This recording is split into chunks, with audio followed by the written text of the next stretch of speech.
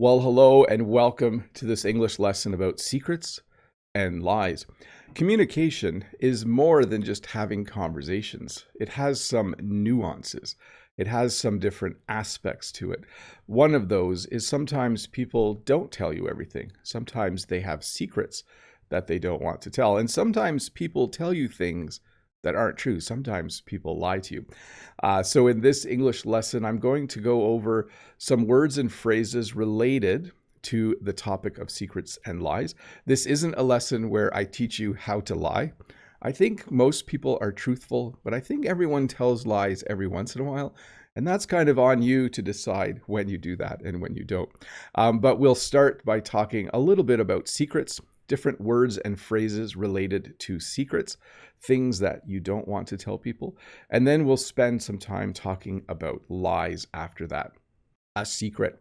A secret is something that you know that you don't tell anyone else. A secret can be shared between one or two or three or more people. So sometimes people will have a secret and they'll share that secret with a friend. So maybe my brother and I have a secret. Maybe we're planning a party for somebody, but it's a secret. So we know that we're doing it, but we do not talk about it openly. We do not tell other people what we are doing or what we are thinking. So it is a secret. Secrets can be for good things and also for bad things. Sometimes people have secrets that they keep because they just don't want people to know certain things about their lives. Maybe they're things that happened to them when they were younger. Maybe they're things that they did. Maybe they participated in criminal activity and they want to keep that a secret. Hopefully no one did that. Hopefully no one was a thief in their youth and is now keeping that a secret. So I just used the phrase to keep a secret probably one or two times in that explanation. This is how we talk about what you do with a secret. You keep the secret, okay? It's kind of a funny verb because to keep usually refers to physical things, but you keep a secret. When you keep a secret, it means you don't tell anyone what the secret is. Sometimes before people tell you something, they'll say, hey, can you keep a secret? And what they're saying is, are you able to make sure you don't tell anyone else what I'm going to tell you in a moment? Can you keep a secret? So the phrase we use when we're talking about secrets is the phrase to keep a secret. I'm really good at keeping secrets. If someone tells me something and says, can you keep this a secret? It's no problem for me. It's very easy for me to keep a secret. Some people can't say that. For some people, you say, hey, can you keep a secret? They say yes. And then you tell them something and then they go and tell someone right away because they can't keep a secret. Sometimes people do things in secret. When you do something in secret, it means you do it without other people knowing it. So in our area of Ontario, Canada, sometimes people grow a certain kind of plant in their house in secret. A plant that is illegal, a plant that they grow and harvest and sell, and then eventually people will smoke that plant. And they do it in secret because it's illegal to grow a certain number of those plants. So when you do something in secret, you do it behind closed doors. That's another phrase. You do it where someone can't see you. You do it so that whatever you're doing is a secret instead of being public knowledge. Public knowledge would be the opposite of a secret. Sometimes governments have papers and they mark them top secret. Maybe you've watched a spy thriller. Maybe you've watched a James Bond movie in the past. Often in a James Bond movie, he'll be trying to get some documents that are top secret documents. He'll be looking for documents that have been stamped and say top secret on them because that's what spies do, I guess. I guess they go around looking for top secret documents.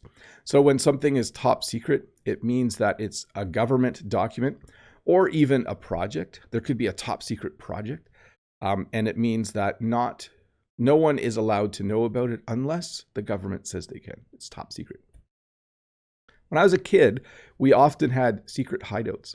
A secret hideout when you're a kid is like a little fort that you build under a table, maybe with some blankets. We used to build secret hideouts in the haymow of our barn. We would use bales of hay to build forts and secret hideouts. In movies, sometimes criminals will have a secret hideout. So they'll commit a crime and then they'll drive really fast and they'll go to their secret hideout. This is the place where they count the money they stole or other things, and it is a place that the police don't know about because it is a secret. So they have a secret hideout. I think you recognize this guy. Superman has a secret identity. Superman's secret identity is Clark Kent. So he has a secret identity. People don't know that he is Superman. So he keeps, just a minute, let me check something for a minute. I want to make sure of something. All of a sudden, I was unsure of secret identity. Secret identity is a person's alter ego which is not known to the general populace, most often used in fiction. Yes, excellent. So Superman's secret identity is not Clark Kent. Clark Kent is his public-facing identity, but his secret identity is Superman. Hopefully I got that right. I think you understood my fumbled explanation of secret identity. Secret recipe. So sometimes people make things. They'll bake a cake or they'll cook something in a certain way. And when you say, how did you make this? They'll say, oh, it's a secret recipe. It might be a family recipe. That's another good word for it. But the best example I could think of was KFC. So KFC has a secret recipe. You can't just go into a KFC and say, this chicken is really good. Can you tell me how to make it? Can you give me the recipe? Because they'll say, no, that's a secret recipe. No one's allowed to know this recipe. I don't know if it's 7 herbs and spices or 11 herbs and spices, but it is a secret recipe. No one else is allowed to know about it. Sometimes a sports team will have a secret weapon. So secret weapon sounds like a military term, and it can be. An army can have a weapon, and it's a secret weapon. The enemy doesn't know about it. But it's probably more commonly used to talk about someone like this. This is Fred VanVleet. He plays for the Toronto Raptors. When he first started playing, he was kind of their secret weapon because other teams didn't know how good he was at shooting a three-point shot or at stealing the ball from the other team. So they knew he was a good player, but he was kind of a secret weapon. There were things about him that made him a really, really good basketball player. You might have a secret admirer. So a secret admirer is someone who likes you, usually in a romantic way, but doesn't tell you who they are. So this can either be kind of cool, or it can be a little bit creepy. When something's creepy, it means you're like, you don't like it. But let's say at work, or maybe you're a university student, someone keeps sending you little cards. You keep finding little cards, or they come in the mail, or someone keeps giving you little gifts and you don't know who they're from. But they all say things like, I think you're an awesome person. I think you're beautiful. I think you're handsome. That would be a secret admirer. So a secret admirer is someone who likes you, someone who thinks you're very attractive, someone who lets you know via little notes or gifts, but doesn't tell you who they are. So maybe you have a secret admirer at work. Maybe you have a secret admirer at school. I don't know. It's possible. And again, it can either be something where you are flattered. When you're flattered, you kind of smile and you feel happy and good about it. Or it can be a little bit creepy where another term would be weirded out because someone keeps sending you gifts and you don't know who they are. I think I might be weirded out if I had a secret admirer.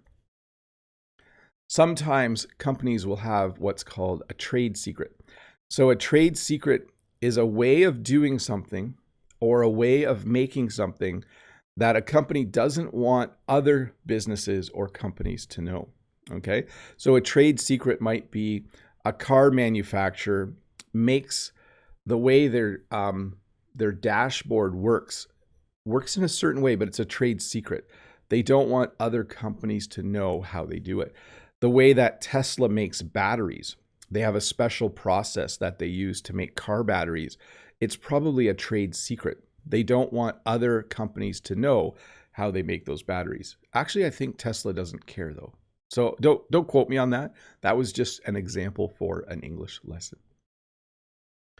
And then secret code.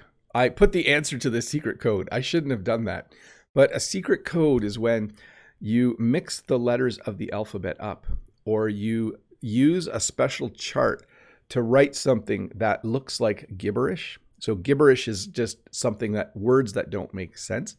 But if you know the code, this is a reverse alphabet code, you can decipher the secret code. So this is a secret code.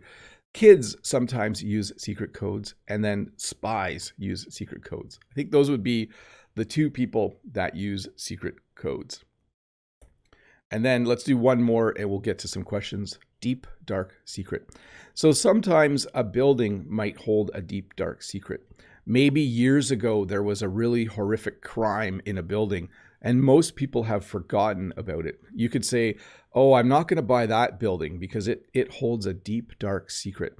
Maybe someone was murdered there years ago, or maybe something else happened there that was really bad. So it's a deep, dark secret. Sometimes families might have a deep, dark secret. I don't know why we use deep and dark, but it's the kind of secret that people would be ashamed of, or they just don't want to talk about. So I have no deep, dark secrets, just so you know. But I think when people decide to run for office, if they want to be mayor or president or prime minister, sometimes the journalist will find out that there's a deep, dark secret about that person that they didn't want the world to know about, and kind of stops them from getting into office. Secret Santa. So every year, well, not every year, but sometimes at work, we have what's called Secret Santa. So Secret Santa is something that people do sometimes in a workplace, sometimes with their family, where everyone puts their name on a piece of paper in a hat, and you pick a name, and then you have to secretly buy gifts for that person. Maybe one, maybe two, maybe three gifts. When we do it at work, sometimes it's like 3 gifts throughout the week before Christmas. So everyone picks a name, and you secretly give gifts to that other person for a few days. So when we do Secret Santa, I don't know who my Secret Santa is. I just know in my mailbox at work, I get a gift every couple of days. At the end of the week, everyone reveals, usually with their last gift, they put their name on it so you know who your Secret Santa was.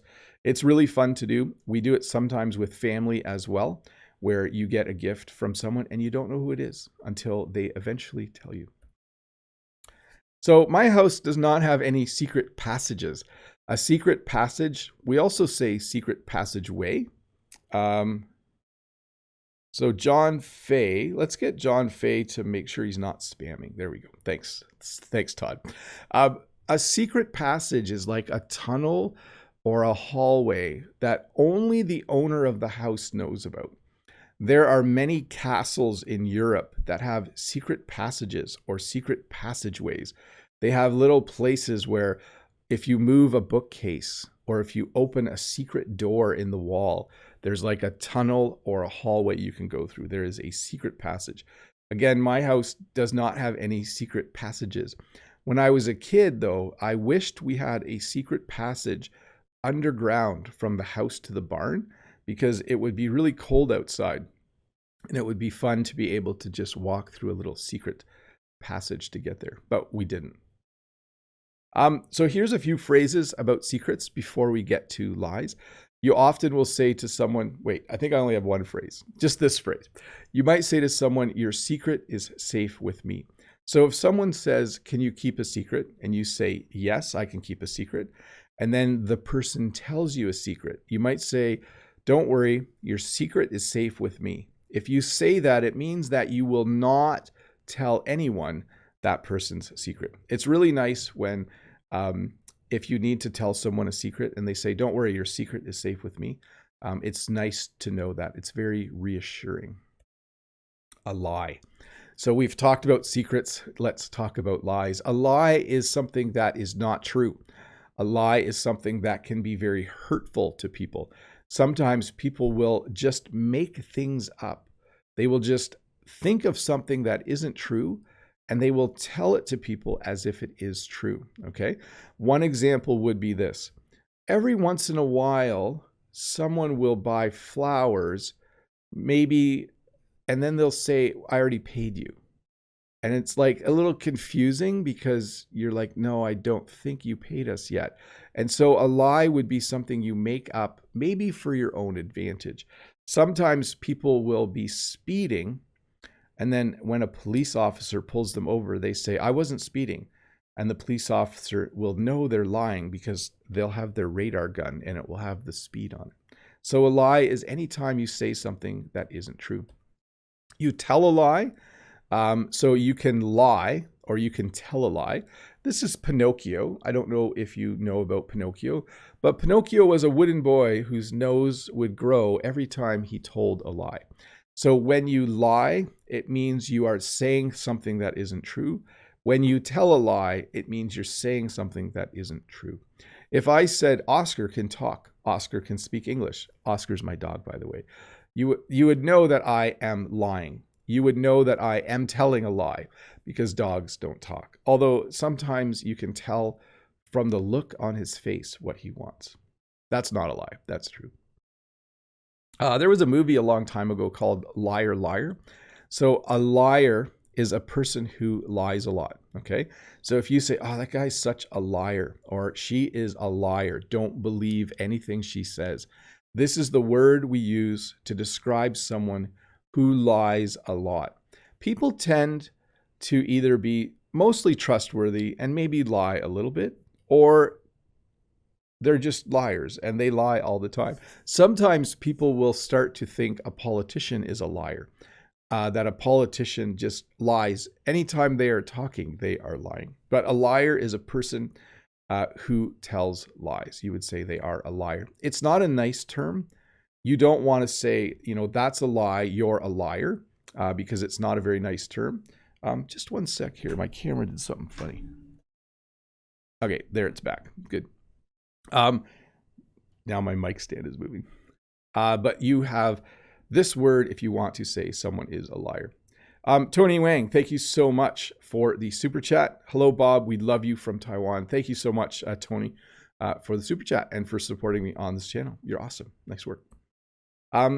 When you talk about lying, the opposite is to tell the truth. So if you tell a lie or if you lie, you are saying something that is untrue. And when you say something that is true, you tell the truth. Sometimes criminals will lie in court and then eventually they will tell the truth. After someone asks them a lot of questions, they might decide to tell the truth. So the opposite of lying is to tell the truth. We have something called a little white lie. A little white lie is a lie that you tell that doesn't really cause any harm or hurt anyone's feelings. A good example would be this. Maybe your friend texts you or your friend calls you on their phone and you don't answer or you don't respond for a day. When you do talk to them again, you might lie and say, oh, I would have called you back earlier, but the battery on my phone was dead. Or I would have texted you back, but my phone was dead. We would call that a little white lie. It's a lie that it's not good to lie, but it's a lie that didn't really cause any harm. And I don't know why people do it, but people tell little white lies all the time. So as opposed to a big lie that might be very hurtful or damaging, a little white lie is just a simple lie that humans do. I don't know why. Sometimes we just lie the way it is. A fib is very similar. A fib is a little lie that it's not totally a lie. It might be a little bit truthful. A good example would be this. If someone says, you said you were going to pick me up at 9. Are you on your way? And if you say, yeah, I'll be there in 5 minutes, but you know it's going to be more like 10 minutes, we would consider that like a little fib. So a fib is similar to a little white lie. We could use both words interchangeably. It's a small lie that you tell that doesn't really do any damage or hurt anybody's feelings.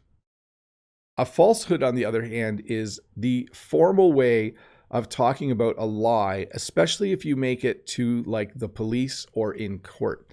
So a falsehood is like, saying, like in this example, if someone was drinking and driving, and then when the police came, if the police came a long time after the accident and the person said, I wasn't drinking and driving, that would be a falsehood.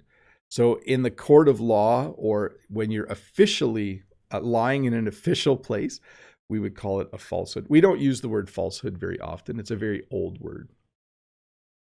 There's also something called a half-truth. So a half-truth would be something where part of the lie is true, and so you can kind of exaggerate a little bit. A good example of this would be if you're late for work and it was snowing a little bit, you could say, oh, the roads were really bad on the way to work. Okay. You could say, I was in a traffic jam. I'm late for work because I was in a traffic jam. I'm late for work because the weather was bad. So it's already snowing a bit. Maybe you're late for work for other reasons, but when you get there, you tell a half truth. So something that's sort of true and you exaggerate a bit, and it's sort of a lie. A pack of lies. So a pack of lies is when someone tries to convince you to do something and they use just multiple. A good example is this. If your cousin said, give me $100 and in a week I'll double your money, and they're just telling you about this scheme, you would say it's just a pack of lies. So a pack of lies is like one lie on top of another that people might use to try and get you to do something that they want you to do. So liar, liar, pants on fire. You can see I have a kid here with his tongue out and his finger on his nose. When children play together, sometimes they lie. Children are humans. Humans lie sometimes. But when a child catches another child lying, when I was a kid, we used to yell this sometimes, like, you're a liar, liar, liar, pants on fire. And I don't know where the phrase came from, but definitely it's something when I was a kid, kids said. I didn't actually check if it's still a common phrase with children, but it certainly was many, many years ago when I was Bobby the Canadian, not Bob the Canadian. I was little Bobby the Canadian. Sometimes people lie straight to your face. So you could say, he lied straight to my face, or she lied straight to my face. This is when someone tells you a lie and you know they're lying, but they just tell you a lie while they're just having a conversation with you. It can be very, very frustrating. If I see one of my children do something and then I ask them about it later and they say, no, I didn't do that, we would say that they are lying straight to my face. It's a very awkward situation for anyone on the planet, not just English speakers. When a child or a parent or a friend or a colleague lies straight to your face, it can be very, very awkward. It's not a nice feeling. You could also say that they are lying through their teeth. This is a little different than lying straight to your face. When someone lies through their teeth, it basically means you know they're lying. You're aware that they're lying, but it's usually more accusatory. Like, I think he's lying through his teeth. So maybe you don't know they're lying, but you think they're lying. So you would say, that guy, he just lies through his teeth. Whenever he's talking, there's just lies coming out of his mouth. He's just lying through his teeth. Sometimes people will stretch the truth. So when you stretch the truth, it means part of what you're saying is true, but you've exaggerated it a bit. Maybe you went fishing. This is the classic example. You went fishing and you caught a fish that was this big. And you throw it back in the lake. When you get home, you say you caught a fish that was this big. So you did catch a fish. That is true. But the fish wasn't this big. It was only this big. So what you did is you stretched the truth. So when you stretch the truth, it means you kind of tell something it's like a half truth, right? Similar to the earlier phrase. It's a little bit true, but it's a little bit a lie. We also say things like this. I don't trust him as far as I can throw him. I don't trust that guy as far as I can throw him. I don't trust him as far as I can throw him. So we don't actually pick people up and throw them, but it's just a way of saying that you don't trust someone in a kind of a fun way, right? You know, my son's friend is not very trustworthy. I don't trust him as far as I can throw him. And so it's just a way of saying that you don't trust someone. Sometimes you're lying to yourself. So this happens Like, let's say you usually exercise every day and you say to yourself, you know what, I can take 3 or 4 days off. That's not a problem. You might be lying to yourself. Maybe you use social media too much, but you're like, it's good though. It keeps me connected with my friends. We would maybe say you're lying to yourself. Or what's another example? If you think, oh, I can eat I can have 2 ice cream cones instead of 1 because I'll walk a bit longer tomorrow. You might be lying to yourself, okay? So we use this phrase a lot. When you do something, when you deceive yourself, we say that you're lying to yourself. And then we have a phrase, I'm not going to lie. So this phrase, I think, is most often used when you do something you didn't want to do because you didn't think you would like it, but you end up enjoying it. So the best example would be this for me. I don't want to go skydiving. I have no desire to jump out of a plane with a parachute. But if I did it, and if I enjoyed it, when I landed, I would, if someone said, how was it? I would probably say this, I'm not going to lie, I had a lot of fun. Maybe someone makes a cake and it's a kind of cake I don't really like. And they're like, just try a piece. And it's like, okay, I'll try a piece. And I take a bite. And if I'm surprised by how good it is, I might say, I'm not going to lie, this is really delicious. So it's kind of a unique usage. That's how I use the phrase.